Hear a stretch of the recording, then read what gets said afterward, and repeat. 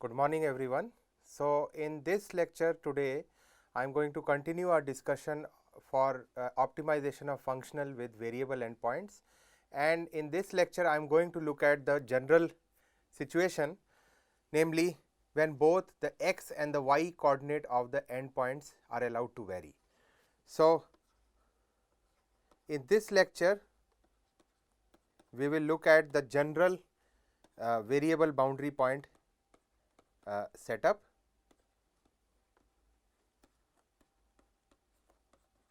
Variable boundary point. So, this is my part 2 of our discussion, and this is the most general case that we can have for variable boundary point case discussion. So, I start my my topic by saying that so far what have we done? So far we have allowed, we have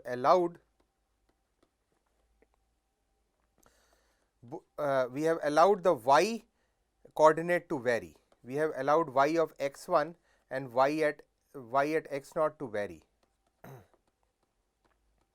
We have allowed these points to vary, keeping x0, x1 fixed. We have allowed y to vary, keeping x0, x1 fixed, right. So, now we are going to do is, so we allow now both x and y to vary now. So, this is the scenario we are going to look at when the boundary points are such that both the coordinates are allowed to vary. So, let us see what is the situation through a diagram. So, what we have is the following. So, let me try to draw this diagram a bit carefully. So, this is in 2D Cartesian framework. So, suppose we are given an extremal.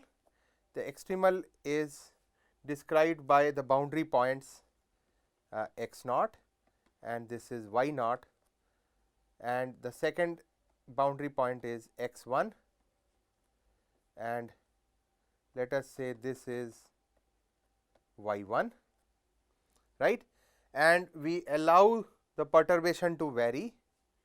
So, I have that, let me call this perturbation as y hat of x. So, this is my perturbation, right. So, this is my y and this second curve is y hat. So, notice the way how I have drawn is both x and the y coordinate can vary. So, let us say that this particular point is x0 hat and this particular point is y0 hat.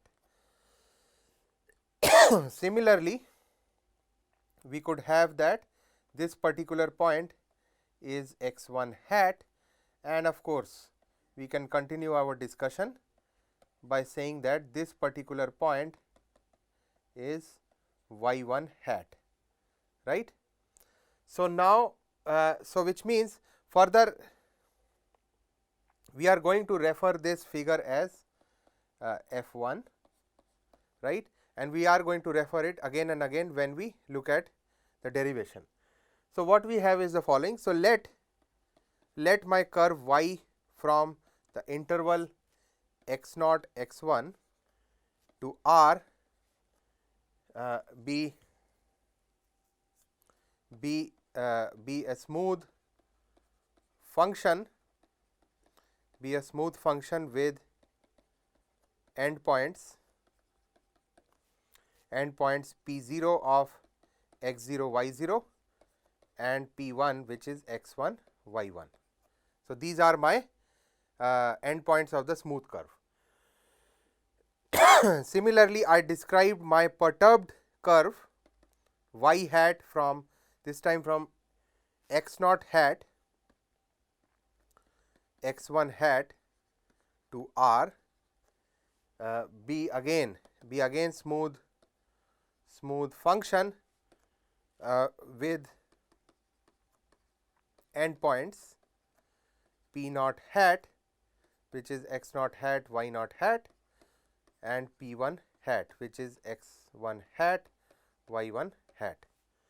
And we see that, let me now generalize these endpoints x naught and y naught. Let me introduce the notation x naught tilde.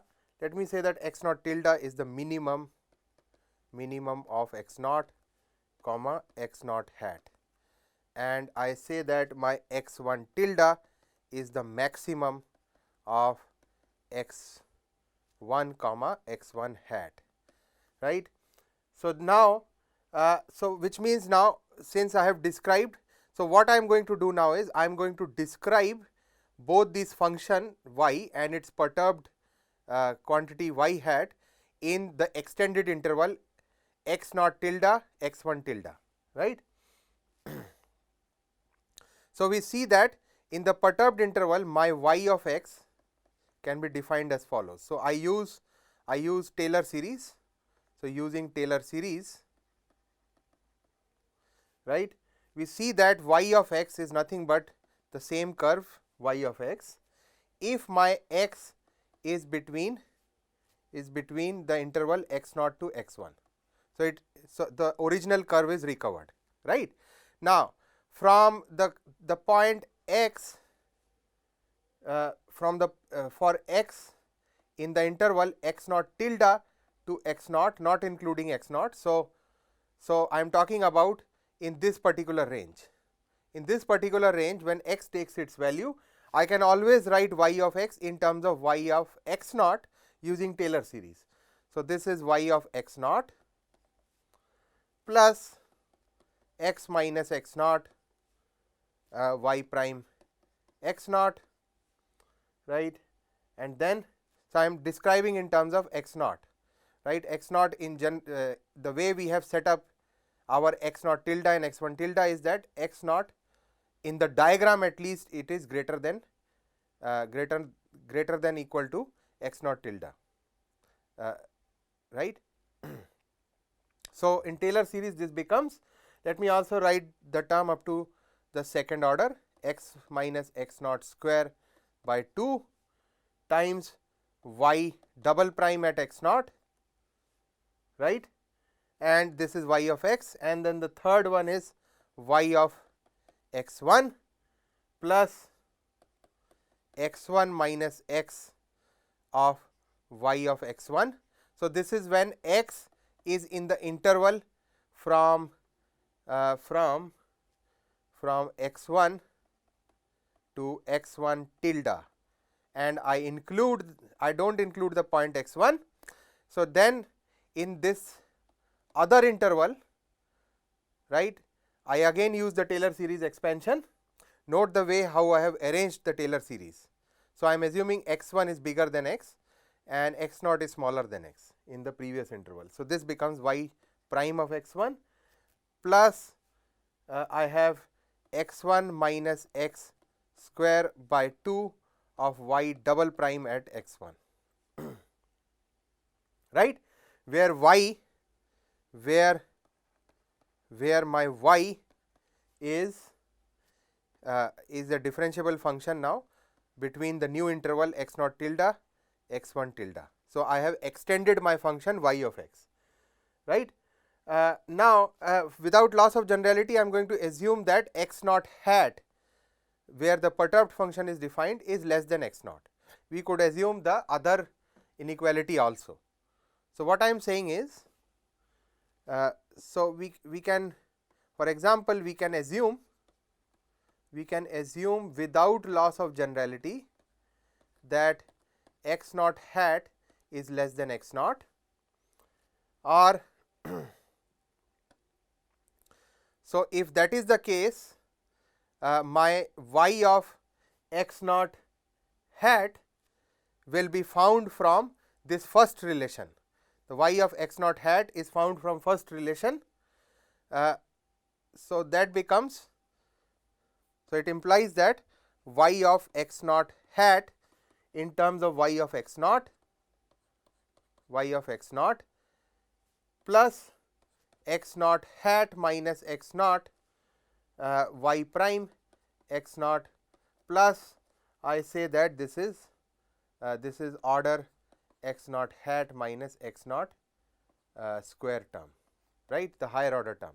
Now, suppose we also say that, let us say that the perturbation is such that it is only marginal, or in the sense that the distance between x naught hat and x naught, let us say this is epsilon time capital X naught. So, this is of the order of epsilon, right. So, similarly, this particular distance is of the order of epsilon times capital Y naught. So, the perturbation is such that the perturbation is linear order. So, similarly, this is order epsilon capital X1 times this particular perturbation is epsilon capital Y1, right. So, these are my assumptions. So, the assumption is so if that be the case, I can rewrite my function y of x naught to be x naught hat to be y of x naught minus epsilon x naught times y prime x naught plus order epsilon square, right. So, I can always rewrite my perturbed my y at the perturbed value in terms of y at the original value of the x at the original interval, right. So, the idea is, so the similar exercise can be done to extend my perturbed function. So, similarly I am going to extend, I just say that I extend this perturbed function without writing the entire formula. So, I have shown the exercise for y, I assume the students will be able to do the similar exercise for y hat. So, we extend the curve y hat on the interval x naught tilde x1 tilde, right, where my y hat is y plus epsilon eta, right, y hat is y plus epsilon eta, where, so I define, I need a further definition, I define the distance between my y and y hat, right, to be d of y comma y hat, which will be also equal to the norm of the difference in the value and the perturbed value plus whatever the difference is coming out from the endpoints. So, plus the distance between P naught and P naught hat plus the distance between P1 and P1 hat, right. So, this is the regular difference, the regular distance, and the rest of the distance is coming due to the perturbed endpoints, right. Where I define my norm of y minus y hat to be the supremum norm. I say that this is the supremum of mod of y of x, right, where, so I define my norm of y to be the supremum of mod of y, where x is coming from the extended interval x naught tilde x1 tilde, right. So, we want allowed perturbations to be as close to y as possible, right. So, we want the perturbations are not arbitrarily is not chosen arbitrary, but it is chosen arbitrarily close, so that it is close enough of the order of epsilon, right. So, what I said is the following: we want the perturbation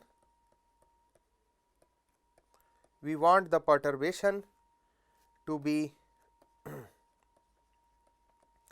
close to y, as let me call this star to y as given by the distance metric star, but don't specify the endpoints. So, our endpoint is a variable of the problem here. We do not know what is x naught, x1, y naught, y1, except that they are of the order they are close enough of the order of epsilon distance. So, the endpoints are not specified except the fact that we require them to be order epsilon apart. So, what I mean to say is that my x hat k, where k is 0 and 1, is x k plus epsilon times capital X k, and my y naught y hat k is y k plus epsilon times capital Y k, where my k is 0 and 1. Okay. So, if we make this following assumption, I can immediately find these norms. So, from here I can see that the norm of p k minus p k hat is equal to epsilon times square root of x k square plus y k square, where k is from 0 and 1, right. Okay. So, then what we have is the following. So, I am now ready to describe the extremal for the class of functional with variable endpoints. So, let us start our background. So, let me say that J be the functional, let J be the functional such that J of y is equal to integral from x0 to x1 f of x comma y hat dx, such that f is a smooth function. So, that is my underlying assumption of smooth function of x, y and y hat. Okay. So, I need J to be stationary. J is stationary to find the extremal, right.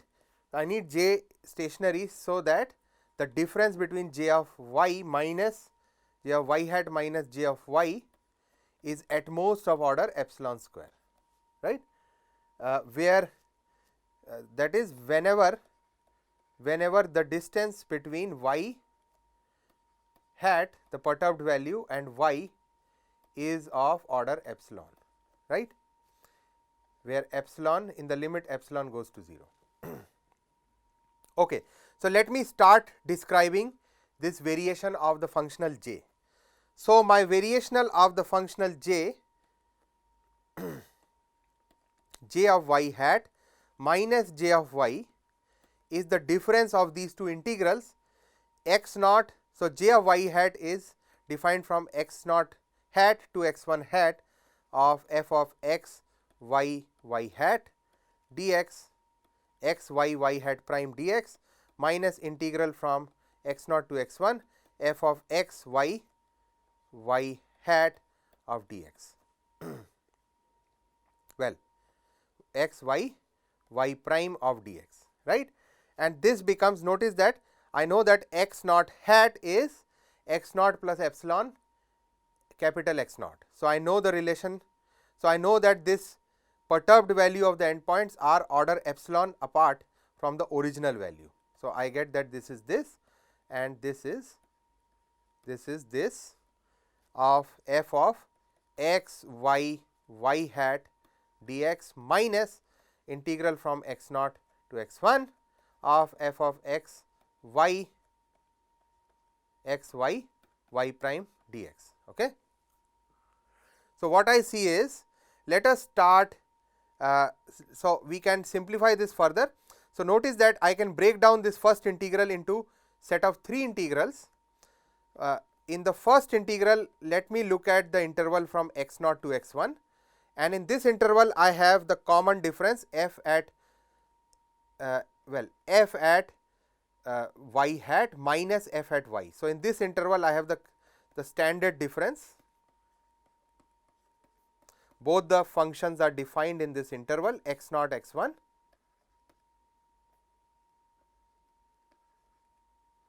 right,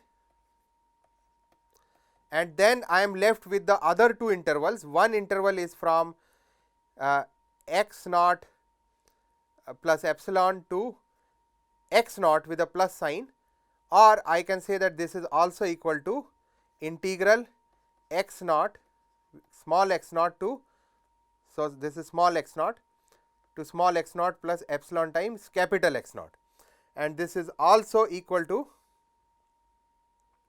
notice that this will be in terms of a minus sign because x naught appears with a minus sign here. So, this is minus f of, in this interval only the perturbed value of the function is defined. So, this becomes x comma y hat prime dx, and then the second interval is from x1 to x1 plus epsilon capital X1 of f of x comma y hat prime dx, right. So, now I have these three integrals, and setting, we need to find the stationary point or the stationary function. We need to set this, the sum of these three integrals equal to 0 and simplify. Notice that I can find the difference in the first integral. I can find the difference, and I see that this is order, well, this is nothing but this is of order, in the order epsilon, up to order epsilon terms, this becomes the following quantity via standard Euler-Lagrange argument. This is order epsilon times eta of del f del y prime from x naught to x1 plus integral eta of partial f partial y minus d dx of partial f partial y prime dx, right. So, we have this entire expression, and the other, so this comes from standard integration by parts, by taking the Taylor series expansion of this perturbed value, subtracting, and then using integration by parts.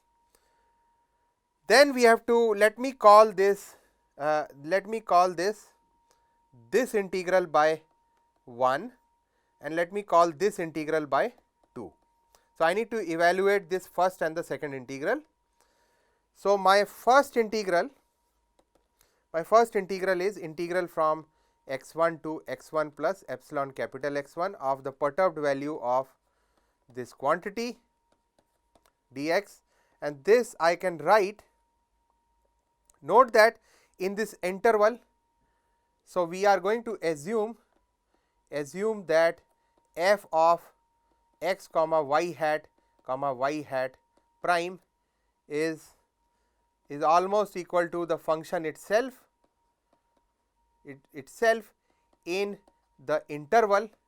So, the function has not changed in the interval x1 to x1 plus order epsilon perturbation, right. So, this assumption, so assume up to order epsilon square correction, right. So, I can assume that the function has not changed much except up to order epsilon correction, right. So, if that is the case, which means that this function will be the same function as the original function at the extremal value. So, this becomes, the length of the interval is epsilon x1 times the value of the function at f of x comma y prime, right. And well, so this is now as if the interval is small enough. So, this is evaluated at x equal to x1, right, and plus the rest of the correction terms are order epsilon square terms. So, similarly, I can simplify the second integral, which is from x naught to x naught plus order f capital X naught of the perturbed quantity, which I can, under simplifying assumption as previously, write down as epsilon times capital X naught times f of x comma y prime evaluated at the point x equal to x naught plus order epsilon square correction, right. So, I am ready to write down the functional. the variation in the functional. So from all this discussion, my variation in the functional j of eta comma y, which is limit epsilon going to 0 in the limit j of y hat minus j of y by epsilon, turns out to be the following set of quantities. We have clubbed everything together to come to this relation, that this is partial f partial y prime at x naught to x 1 plus integral of x naught to x 1 of eta of del f del y minus d dx del f del y prime of dx plus x 1 times f of x comma y prime evaluated at x 1 minus x naught of f of x comma y prime evaluated at the point small x naught, right. Okay. Well, although we have written this variation, we know that these points small x naught and small x 1 are still variable. So, this is still not in a form that we are ready to evaluate. So, let us now do a little bit more simplification. So far we have expressed the variation in a more convenient form. So what I just said is the following. Note that this quantity eta of partial f partial y prime at x naught and x 1 is difficult to calculate, difficult to find, since my points x naught and x 1 are variable, since my point x naught and x 1 are variable, and we need to find a natural set of natural boundary condition. We need to find a generalized natural boundary condition. So which means that the perturbed endpoints and the perturbation eta, so which means that we have to write down this expression on the right hand side such that certain consistency criteria are also satisfied. So what are these consistency criteria? So what I just said is the following. The perturbed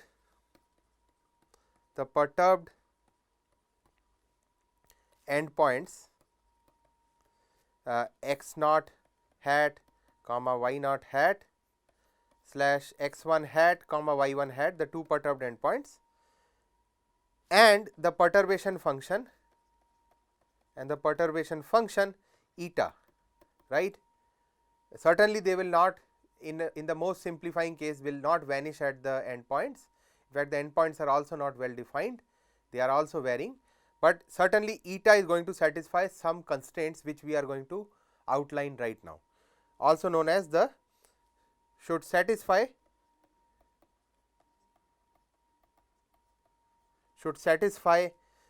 certain compatibility condition. So what are these compatibility condition? Compatibility condition. So they must satisfy these compatibility condition. So note that I am going to take my x naught. So note my x naught hat is equal to x naught plus epsilon capital X naught, and my y naught hat is the perturbation of y naught plus capital Y naught. Okay. Now, also note, let me call this relation A now. Also note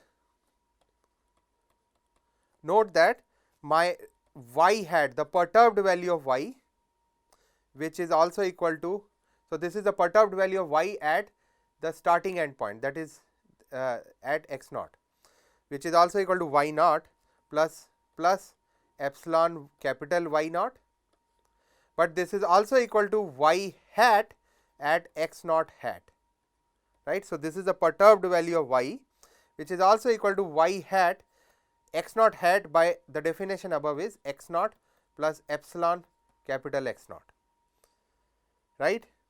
But this is by the definition of y hat, this is also equal to y at x naught plus epsilon capital X naught plus epsilon of eta of x naught plus epsilon capital X naught, right. I am just using the standard definition of the perturbed value of the function y hat and the perturbed value of the coordinate x hat.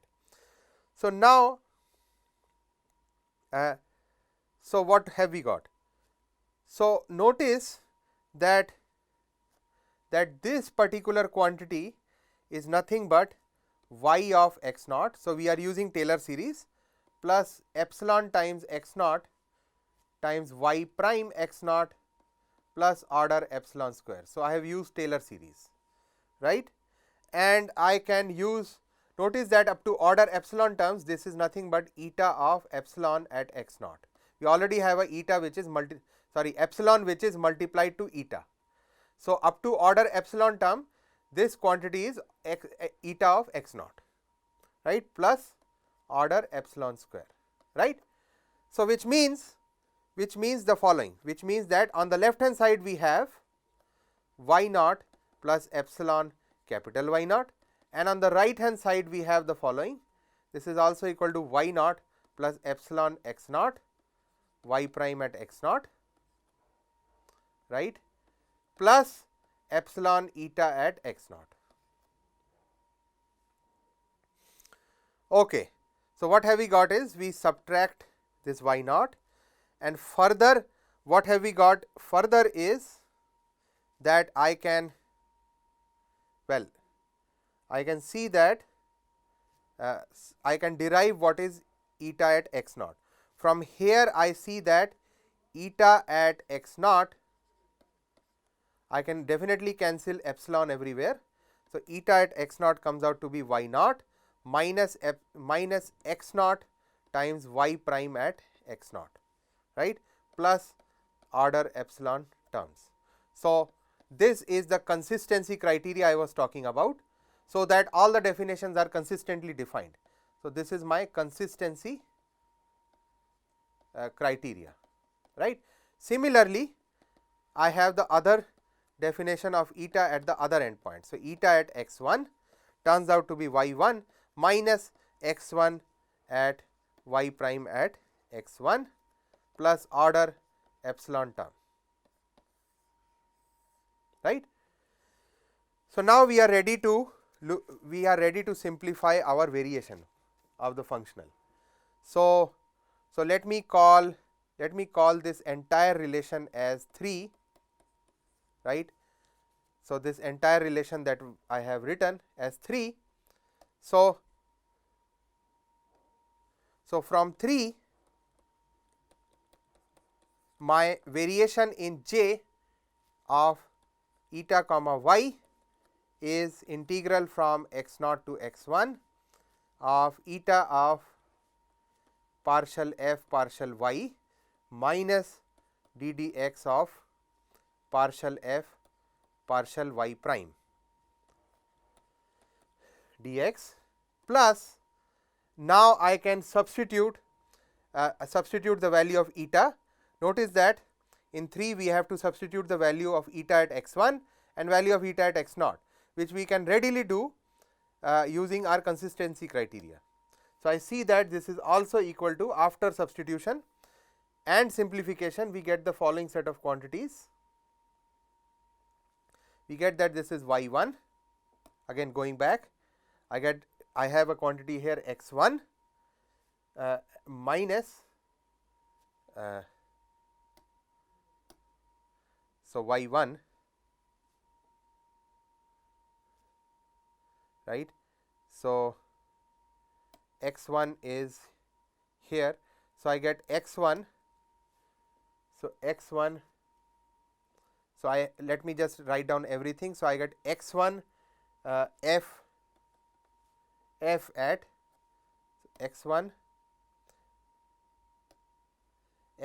f at x 1 minus x naught f at x naught, then I have plus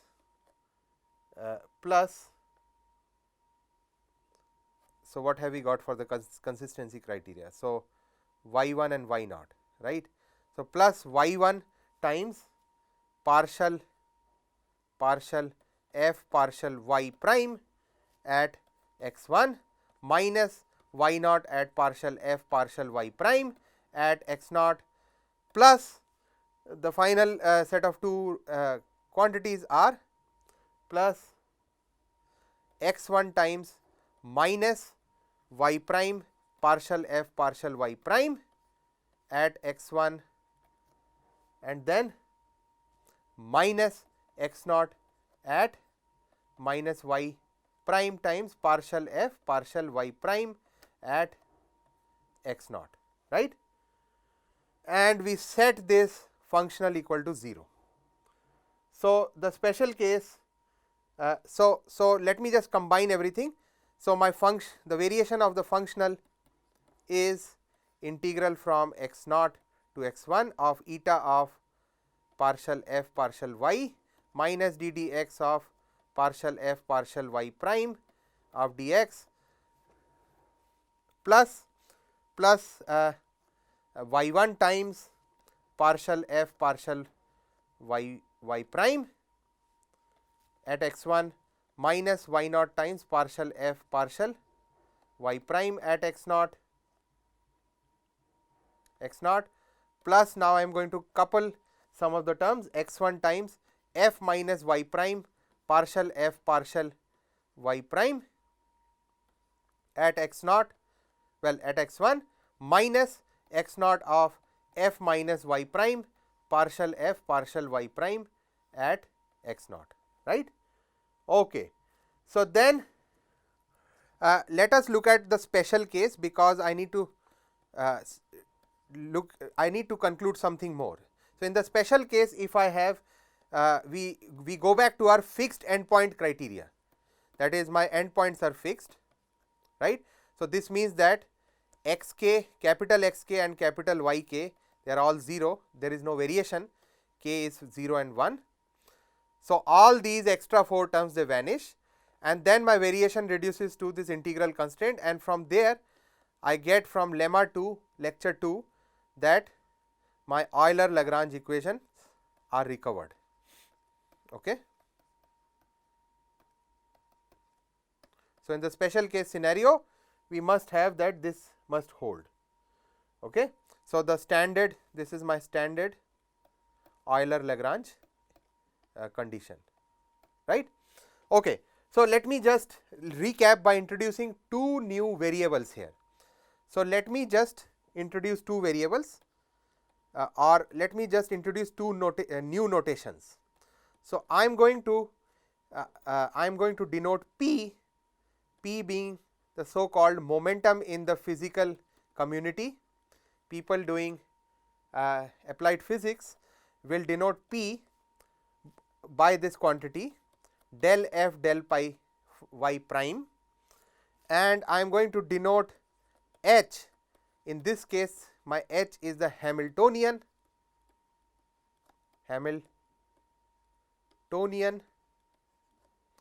by y prime del f del y prime minus f, right.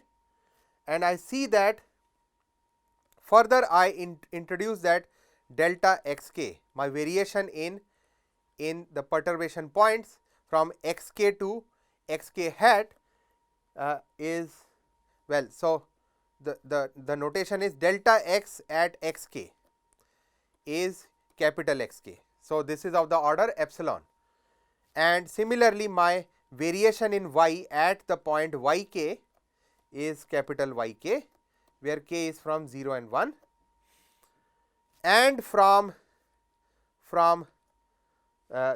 so my condition 3 now can be reduced to the following set of condition. From 3 I have the first, the satisfaction of the Euler Lagrange equation d dx of partial f partial y prime is equal to 0. So, I have the Euler Lagrange equation, and further I have that P times. So, I am now clubbing my set of 4 boundary condition in terms of P, H, delta x and delta y. So, notice now my coupled boundary condition is P delta y minus H delta x at x0 to x1 is 0.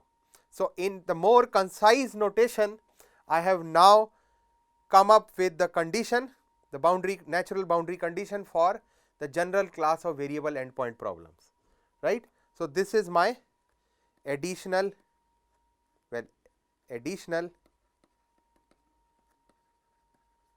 endpoint constraint,